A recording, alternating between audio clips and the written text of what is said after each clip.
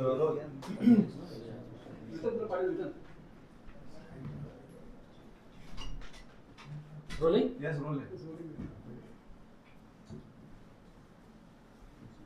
Link मध्ये ज्यांनी खरं तर अनेक जणांचे प्राण वाचवले, कारण एकदम ती कमांड पडली आणि सगळ्यांना त्यांनी फोन करून सांगितले किंवा त्या तिथे प्रशासनाला सांगितलं. काय वाटेल तुम्हाला, कारण मुख्यमंत्री म्हणले की मिसिंग लिंक बद्दल जे कोणी बोलेल ते मी सहन करणार नाही. महाराष्ट्राचा 2 महिन्यात तुम्ही ओपनिंग केल्यानंतर ती कोसळली आणि तुम्ही सहन करणार नाही, त्याच्याबद्दल कोणी बोलायचं नाही. काय सहन न करणार का काय? तुम्हाला लोकांनी तिकडे बसवलंय, ज्या लोकांचं नुकसान होतंय, ज्या रस्त्याचं नुकसान होतंय ते आम्ही बोलायचं नाही का? सहन का नाही करणार? मी त्या दिवशी साहेबांचं पण भाषण ऐकलं. मला वाटतं देवेंद्र फडणवीस साहेबांचं पण विधान भवनातनं ऐकलं की मला शिव्या घाला, आपण महाराष्ट्राला नको. ही महाराष्ट्राला शिवी आहे? तुम्ही केलेलं काम हे 2 महिन्यात कोसळतंय, ही महाराष्ट्राला शिवी आहे? महाराष्ट्राला शिवी ही आहे की तुम्ही कोट्यांमध्ये पैसे देऊन आमदार खासदार फोडताय. तुम्ही आम्ही बोलण्याचा हक्क आमच्याकडनं हिरावून घेताय, ही महाराष्ट्राला शिवी आहे. हे असं आधी कधीच नव्हतं. तुम्हाला जे करायचं करा, आम्ही बोलणार. तुमच्या चुकांवर बोलतोय, आम्ही महाराष्ट्रावर बोलत नाही आहोत. जिकडे तुम्ही महाराष्ट्रासाठी उत्तम कराल तिकडे उत्तम बोलणार. राज ठाकरेंनी जेव्हा आपल्या भाषणातून या सगळ्या प्रकाराचा उल्लेख केला, तेव्हा राज ठाकरेंना प्रत्युत्तर म्हणून सुद्धा मुख्यमंत्र्यांनी विधान भवनामध्येच आणखी त्यावरती स्पष्टीकरण दिलेलं आहे. मिमिक्री वगैरे, मिमिक्री संदर्भात आणि राज ठाकरेंवर टीकात्मक टिप्पणी सुद्धा त्यांनी केलेली आहे. मी मिमिक्रीचं ऐकलं. त्यांनी सुपारीबाज हा शब्द वापरलेला आहे. भाडेके टट्टूला काही पर्यायी शब्द वापरले. भाडेके टट्टू हे आता महाराष्ट्र बोलायला लागले तुम्हाला? हे सगळे भाडेके टट्टू आहेत का? तुम्हाला अख्खं राज्य बोलायला लागले तुमच्या चुकांवर? ते सगळे भाडेचे टट्टू आहेत ज्यांनी तुम्हाला मतदान केलं. आम्ही सुपारीबाज, हा ठीक आहे, चल पुढे. जे लोक तुमच्या कामांवर चुका करतायत, जे काम ज्यांच्यासाठी तुम्ही काम करताय ते पूर्णपणे तुम्ही करू नाही शकत आहात आणि त्याच्यावरती बोलायला नाही पाहिजे, तर आम्ही भाडेके टट्टू? दुसरीकडे ते मित्र देखील म्हणतात राज ठाकरेंना, ते मित्र आहेत. हे बघा, मैत्री ही, राजकारण आणि मैत्री ही वेगळी गोष्ट आहे. मी मुख्यमंत्री साहेबांना माणूस वाईट नाही बोलत आहे, पण ऍटलीस्ट टीका घ्यायला शिका. मी माणूस वाईट नाही बोलत आहे, पण तुमचं जिकडे काम होतं ते 2 महिन्यात कोसळून पडतंय. आता थँकफुली तिकडे कोणाचा जीव नाही गेला, फक्त तुमचं काम कोसळलं. अख्खं ते बंद पडलेलं एक दिवस, त्याच्यावरती आम्ही बोलायचं नाही. बरं, किती खर्च झाला त्याच्यावर? 1000-2000 कोटी. 1000-2000 कुठून कुठून काय, डेन्मार्क, स्वीडन, काय काय कुठून प्रवास करून आला आपल्याकडे ह्याच्यावरती. आणि तुम्ही 2 महिन्यात तो प्रकल्प आपला कोसळतो, ह्याच्यावरती बोलायचं नाही. उत्तम आहे, आमची पण मदत होते. मिसिंग लिंक झालंय, चांगलं आहे. अर्धा तास वाचला पुण्याला जायचं. पण ही कुठची क्वालिटी? नैसर्गिक काय असतं? आणि आधीच्या सत्तेला मला वाटतं की दरवेळेला बोलणं बंद करा. तुम्ही होतात त्या सत्तेत, तुमच्याकडे काम करायला तुम्हाला जबाबदारी नव्हती का तेव्हा? बस करा हे की आधी वेगळ्यांची सत्ता होती, आधी तुमचीच सत्ता होती. वेगळा माणूस मुख्यमंत्री होता किंवा वेगळा माणूस महापौर होता. हे बोलणं थांबवा आता. पण कुठल्याही गोष्टीची अकाउंटेबिलिटी घेताना कोणीही दिसत नाही. म्हणजे जर अकाउंटेबिलिटी भीतीदायक आहे. मी तुम्हाला जेन्युइन सांगतो, ऍज अ सिटीजन मी सांगतो, हे खूप गंभीर आहे की कुठचाही माणूस आपल्याकडे अकाउंटेबिलिटी म्हणजे कोणी आन्सरेबलच नाही आहे. आपण प्रश्न कोणाला विचारतोय, प्रश्न विचारल्यानंतर उत्तर येईल की नाही ह्याची आंदोलन करताना पण एक हे असतं की दडपण की समोरचे ऐकणार की नाही ऐकणार. का ते दिल्लीमध्ये चालू आहे तसं होणार आहे की एका माणसाचा जीव गेल्यानंतर तुम्ही चालू करणार आहात का ऐकायला? वांगचूक हे उपोषणाला बसलेले आहेत. आता जवळपास 16वा-17वा दिवस आहे. मात्र या आंदोलनाला सिरियस घेतलं जात नाहीये का सत्ताधाऱ्यांकडनं सुद्धा आणि विरोधकांकडनं सुद्धा, असा एक सवाल आता देशभरात उपस्थित होतो. मी तुम्हाला मगाशी बोललो तसं माझ्या या आंदोलनाबद्दल 2 मुद्दे आहेत. एक तर माझं सोनम वांगचुक यांना संपूर्ण पाठिंबा आहे, पण माझा दीपकेला पाठिंबा नाही आहे. मी ॲज अ माणूस, मी ॲज अ ह्युमन बिंग सांगतोय, मी पक्ष म्हणून बोलत नाही, पक्ष म्हणून राजसाहेब त्यांची भूमिका मांडतील. ज्या लेवलला मी दीपकेला बघतोय दररोज, की सोनम वांगचुक सारखा एक मोठा व्यक्ती, भारतातलं एक मोठं नाव तुमच्या पाठी उपोषणाला बसलंय आणि तुम्ही त्याच्यासमोर ते प्रवक्ते असतील किंवा कोण असतील नाचतायत, तुम्ही रील्स करताय, तुम्ही नाटकी करताय, हे मला अजिबात पटलं नाही. मी जेव्हा सुरुवात केलेली आंदोलनाची तेव्हा मला खरंच आवडलेलं, कारण कोणतरी बोलायला आहे. 20 लोक ह्या आपल्या देशात वारली आहेत, आत्महत्या केली आहे, त्यांच्यासाठी तुम्ही एक आवाज उठवताय. मला खूप आवडलं की पण धर्मेंद्र प्रधानचा राजीनामा हा झालाच पाहिजे होता. अशी निर्लज्ज लोक आपल्याकडे असू नाही शकत एज्युकेशन मिनिस्टर म्हणून. तो झालाच पाहिजे होता. पण तुम्ही ज्या लेवलला सिरियसनेस घालवला आंदोलनाचा, ते मला नाही आवडलं. ज्या लेवलला, कारण मी तुमच्यासारखेच मी रील्स बघतोय, ज्या लेवलला खूप सिरियसनेस घालवून टाकला त्यांनी. सोनम वांगचुक बिचारे, ज्या लेवलला ते बिचारे 17 दिवस आज उपोषणाला बसलेत आणि इकडे काही गाणी लावून नाचतायत, हे करतायत. मला लोकांना पण हेच बोलायचं की सोनम वांगचुक ह्यांना मला पाठिंबा आहे, मला सीजेपीला पाठिंबा नाही, पण मला दीपकेला एवढंच विचारायचं आहे, तुम्ही ज्या लेवलला 21 मिलियन कमवले, त्याचं प्रेशर आलंय का अंगावर की ते तुम्हाला धरून ठेवायचं की ते वाढवायचं आहे का?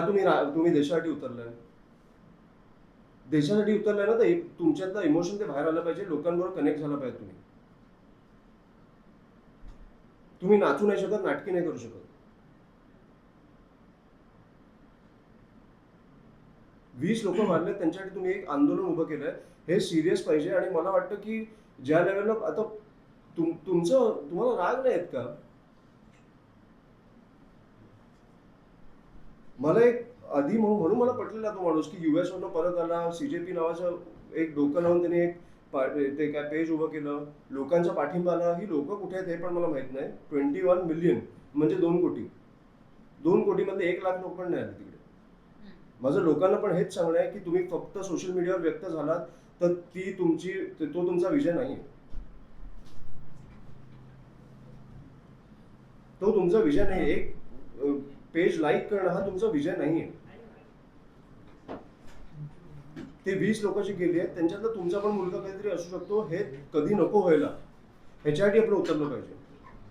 अभिजित दीपकेकडे एक युवा चेहरा म्हणून बघितलं गेलं, युवा आंदोलक चेहरा म्हणून बघितलं. युवा पिढीकडून आशा निर्माण झाली होती दीपकेच्या रूपानं, आणि आता ती, मी सुरुवातीला बोललेलो की आमचा पाठिंबा आहे, पण त्यांनी ज्या लेवलला ते सिरियसनेस घालवलं, मला ते नाही आवडलं. तुम्ही ज्या लेवलला तुम्ही रील्स करत गेला, तुम्ही फोटोज काढत गेला, तुम्ही ज्या लेवलला नाटकी करत गेला, मला ते नाही आवडलं. अभिजित दीपके हा जर माणसातला असता, माणसांमधलं तू पुढे जातोय, तू लीडर नाही असू शकत. मी व्हिडिओज बघतो, काही तो प्रेसशी बोलताना वगैरे कोणातरी थांब मी बोलतोय, आणि मग असं हे नाही होऊ शकत. हे मी तुम्हाला, मी म्हणून सांगतोय, अमित म्हणून सांगतोय तुम्हाला, मी पक्ष म्हणून सांगत नाहीये. तुम्ही आवाहन करणार आहात त्यांना? कारण माझं देशाला आव्हान आहे की सोनम वांगचुक यांच्या पाठी उभे राहा. विरोधकांनी भेट घ्यायला हवी का? सगळ्यांनी भेट घ्यायला हवी. हे आंदोलन असं वाया नाही जाऊ शकत. तो माणूस मरेपर्यंत नका थांबू. तो उगाच नाही बसलाय तिकडे.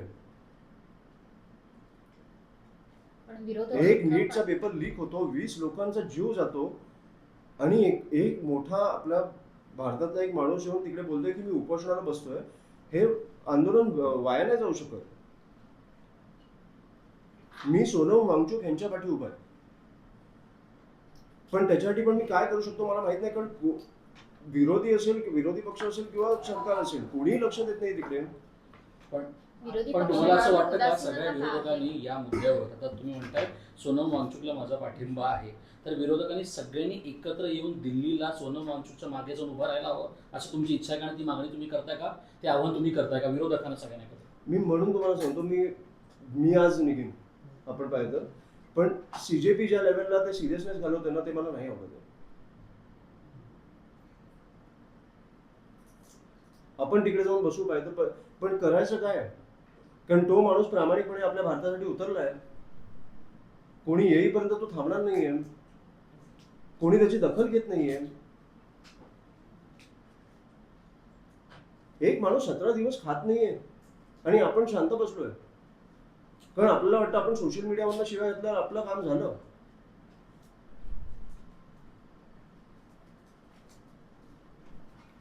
मला पण जेन्युइनली कळत नाही, म्हणून मी तुम्हाला बोललो आंदोलन घ्यायच्या आधी काय हे अशा लेवलला जर तुम्ही एका माणसाची परिस्थिती आणत असाल, थोडं लक्ष द्या. बरं करायचं काय? एका निर्लज्ज मंत्र्याचा राजीनामा घ्यायचा आहे.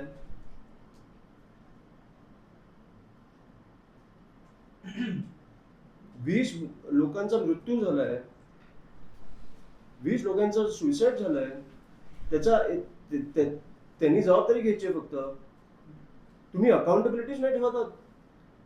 पण केंद्रीय मंत्री असो किंवा दादा भुसेंच्या पण राजीनाम्याची मागणी झाली असो, ही कुठलीही मागणी मान्य झाली नाही. कारण आता 3 वर्ष आहेत निवडणुकांना. हेच तर आज साहेब बोलत आले की तुम्ही एकदा मतदान केल्यावर संपला विषय. मग तुम्ही कोण? संपला, झालं आता की हा मेलात ना मेलात. हे आधी काँग्रेसच्या काळात मला दिसायचं नाही. अण्णा हजारे असतील किंवा कोणी म्हणजे उपोषण कोणतरी दखल घ्यायला जायचं आणि ह्याचं राजकारण नाही केलं पाहिजे. मला वाटतं की ह्या गोष्टीला गांभीर्याने घेतलं पाहिजे माणूस म्हणून. सोनम वांगचुक यांच्यासारखा मोठा माणूस जर देशाची ओळख खरं तर त्यांनी बनवलेली आहे, अशा माणसाचा बळी जाणं यामध्ये नाहक अशा पद्धतीने जर झालं कदाचित, कारण इतके दिवस उपोषणाला झाले आहे, जीव धोक्यात येतो आहे, याला जबाबदार नेमकं कुणाला धरलं पाहिजे? ज्यांनी म्हणजे दुर्लक्ष केलं पंतप्रधान आहे. सगळ्यांना. पण विरोधक सुद्धा याला जबाबदार आहेत का? विरोधक सुद्धा दखल घ्यायला तयार नाही आहेत. विरोधकांचं सोडून द्या ना तुम्ही, त्याला तुम्ही विरोधक म्हणून बसवले ना. सरकारमध्ये कोण आहे? आंदोलन कोणाच्या विरोधात चालू आहे?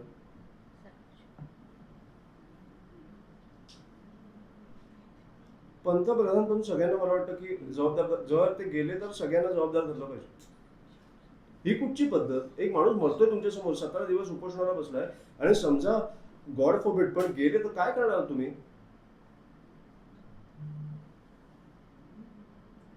कुठचा निर्लज्जपणा आहे? तुम्ही उतरतच नाहीये, कोण भेटायलाच येत नाहीये. आणि हा कुठचा तुम्ही पायंडा तुम्ही पाडताय की तुम्ही चुका केल्यावर तुम्ही आन्सरेबल नाही आहात? ऑफकोर्स आन्सरेबल आहात. हे अमित साठ्यांपासून सगळ्यांना मी लागू करतो. एक माणूस लोकांच्या मृत्यूवर हसतोय, आपण ते विसरलो, कारण आपल्याकडे नवीन नवीन गोष्टी येत जातात. मृत्यूवर हसतोय.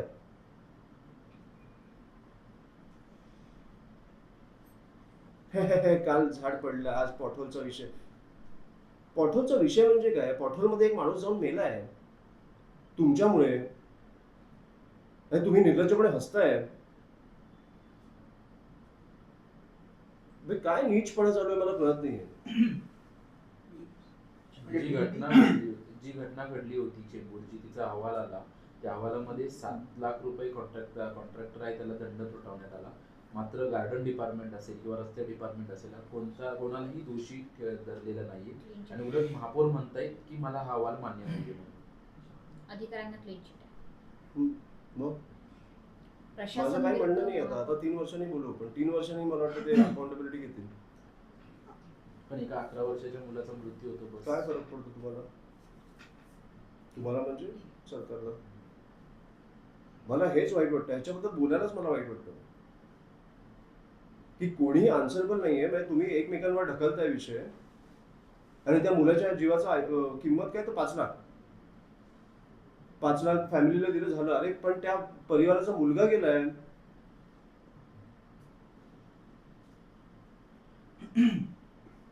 त्याच्यावर तुम्ही किंमत ठेवता 5 लाख.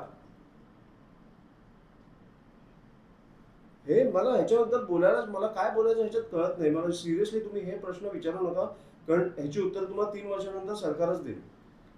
मुंबई महापालिकेत जे सत्तेत आले, ज्यांनी खूप यापूर्वी पण मुंबई महापालिकेच्या निवडणुकीतला सगळा रणसंग्राम आपण बघितला, तेच निवडून आलेले सत्ताधारीच म्हणतायत की आम्हाला प्रशासन आमचं ऐकत नाहीये किंवा प्रशासनाचे अहवाल आम्हाला मान्य नाहीयेत. प्रशासन विरुद्ध सत्ताधारी असं चित्र मुंबई महापालिकेतच तयार झालंय, जे खरं तर एका नाण्याच्या 2 बाजू असायला हव्यात. प्रशासन आणि सत्ताधारी ते दोघं एकमेकांच्या विरोधात किंवा कॉन्ट्राडिक्टरी दिसतात. काय खूप घाणेरडी सवय लागली आपल्याला नाही प्रशासनाला. हे आता आय थिंक महानगरपालिकेचेच ते काही येऊन बोललेलं ना की आम्हाला असे टक्के द्यायला लागतात. काय सवय आहे? कॉन्ट्रॅक्टर महाराष्ट्रातले सगळे 5% इकडे द्यायला लागतं, 10% तिकडे द्यायला लागतं. काय सवय आहे ही? ही बातमी 1 दिवसाची होती. ही खरं तर किती गांभीर्याने घेतली पाहिजे होती की ऍक्च्युली ते कॉन्ट्रॅक्टर्स मनापासून लोकांसमोर मीडियासमोर येऊन बोलतात की आम्हाला असे पैसे द्यायला लागतात. किती गंभीर बातमी आहे. पण हे आपण 1 दिवस चालवली आणि तुमची पण चूक नाही, मी जेन्युइनली बोलतो. आपल्या इकडे महाराष्ट्रात किंवा मुंबईत असेल दररोजच्या दररोज एवढ्या घटना घडतायत आणि दुर्दैवी घटना घडतायत की आपल्याकडे पर्यायच नाहीये. आणि मंत्र्यांचं मी तुम्हाला सांगतो हेच झालंय की सोड ना, 3 दिवसांनी विसरतील लोक.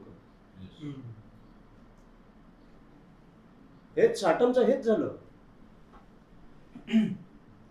म्हणून मला ते अमित साटमचा मी व्हिडिओ बघितल्यावर मला एवढा डोक्यात गेला होता व्हिडिओ, मी तुम्हाला जेन्युइनली सांगतो. एक माणूस हसतोय, मृत्यूवर हसतोय. मग आपण बिहाइंड द सीन्स काय करतोय, कशी लोक आहोत, सरकारने कशी लोक बसवली आहेत, आमदार म्हणून लोकांनी निवडून दिले त्यांना. हा मृत्यूवर हसतोय.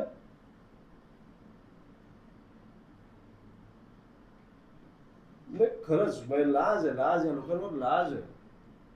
ह्याच्यावर तुम्ही डिफेंड करताय स्वतःला, मुख्यमंत्री ह्याच्यावर बोलतायत. जेन्युइनली जर मुख्यमंत्री साहेबांनी ह्याला त्याच दिवशी काढलं असतं ना तर मला अभिमान असता. असा मुख्यमंत्री आपल्या राज्याला मिळाला. सर झाडांचा विषय आहे म्हणून झाडं शेकडो पडली, ऍक्च्युली पाऊस पडला तर डिकॉन्क्रिटायझेशन एक त्यातला मुद्दा होता. पण डिकॉन्क्रिटायझेशन म्हणजे कसं, NGTLचा एक नियम आहे की झाडं जी आहेत आपल्याला चौथरे बांधतात, छोटे शिवाजी पार्कातली झाडं चौथरे बांधलेले आहेत. पण 4 बाजू असतात, 4ही बाजूनी 1-1 मीटर जागा ही सोडली पाहिजे आणि याची जबाबदारी अर्थात प्रशासनाकडे असते. पण ती आपल्याला कुठेही सोडलेली मिळत नाही, कुठेच नाही. तसं शिवाजी पार्कातली झाडं पण तशीच आहे. त्याच्यामुळे मध्यंतरी आपण शिवाजी पार्कातली झाडं देखील पडली आहेत. कुठेतरी नियम फॉलो होत नाहीये, त्याच्यामुळेच हे सगळं. आम्ही मुंबईभर माहिती काढतो कुठे कुठे झाडं पडली, जिकडे लोकांवर पडलेत आणि मृत्यू झाले ते दुर्दैवी आहे. पण आम्ही जिकडे जिकडे झाडं पडली तिकडे त्याच प्रकारची झाडं तिकडे आम्ही लावण्याचा एक प्रकल्प चालू करतो. एक योजना चालू करतो की तिकडे 30 झाडं परत लागणार, तशीच वाढणार. आणि मला वाटतं की पण हे लोकांनी पण विचार केला पाहिजे ह्याचा की तुमच्या घरासमोर पण जर एक झाड आहे, त्याला लावलेलं आहे, समजा एक बोर्ड लावलाय, पोस्टर लावलाय की द ट्री मे फॉल, घरासमोरच आहे. दोऱ्याने ते कागद कागद बांधलेलं फक्त आहे. कागद, ट्री पाणी मे फॉल दिलं म्हणजे पुढे कारवाई काहीच नाही, छाटणी झालेली नाहीये. त्याच्यासाठी काही प्रिकॉशन्स घेणार की फक्त मग पोस्टर लावलं. कारवाई काय नाही, म्हणजे तुम्ही एक्सपेक्ट का करता कारवाई. आणि आपण मला वाटतं गेले 15 मिनिटं याच्यावरच बोलतोय, आन्सरेबलच नाही कोणी. कोणाला प्रश्न विचारायचे. प्रशासनाचं थोडक्यात असं म्हणणं आहे की आम्ही पोस्टर लावतोय जी धोकादायक झाडं आहेत त्यांना, मग त्याची जबाबदारी शेवटी मुंबईकरांची किंवा नागरिकांची आहे का की समोर धोकादायक झाड आहे, आम्ही पोस्टर लावले काम. मी तुम्हाला एवढंच सांगेन ह्याच्यावर की आपण हे जे आज प्रश्नोत्तर करतो, लोकांचा राग दिसेपर्यंत हे लोक वटणीवर येणार नाही. मी जेन्युइनली सांगतोय तुम्हाला. सोशल मीडियावर तुम्ही एक काहीतरी बघून लाईक केलं, कमेंट करणं हे बंद करा.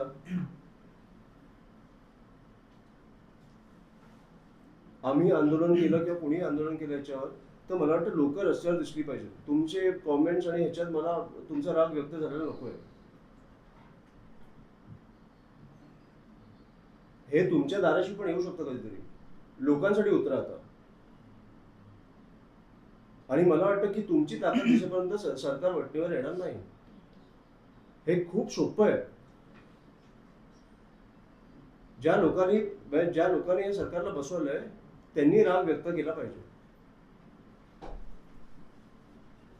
आगामी काळात काही आंदोलन वगैरे काय करू सांगा ना मला तुम्ही. तुम्ही आता म्हणलात की झाडं लावणार. आम्ही झाडं लावणार आहोत. तो उपक्रम झाला पण हो. काही अग्रेसिव्ह स्टेप आंदोलन वगैरे काही अग्रेसिव्ह म्हणजे काय मला तुम्ही सांगा ना. अग्रेसिव्ह हे मला वाटतं काय करायचंय. करून उपयोग होईल असं वाटत नाही. नाही केलं तर झालंच पाहिजे तो विषय. अशा लेवलला आम्ही करू कधीतरी आयुष्यात. जर करायचं असेल ना तर आम्ही राजीनामा घेतल्याशिवाय थांबणार नाही.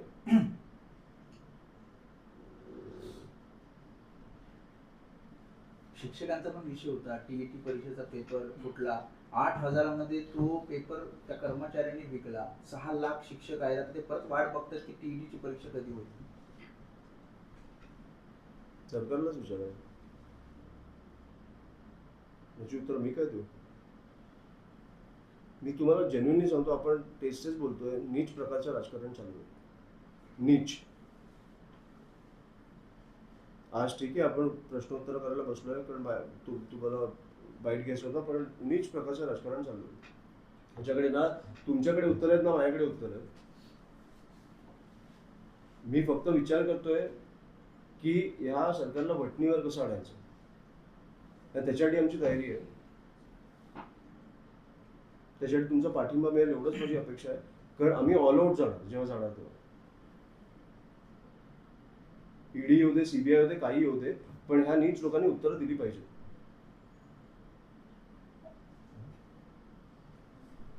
सोनम वांगचुक यांच्या झालं. आंदोलनाला पाठिंबा देऊन स्वतः जाणार का दिल्लीमध्ये? बरेचसे त्याच्यात हो. तर हे हिंदीमध्ये पण हवं तुम्हाला.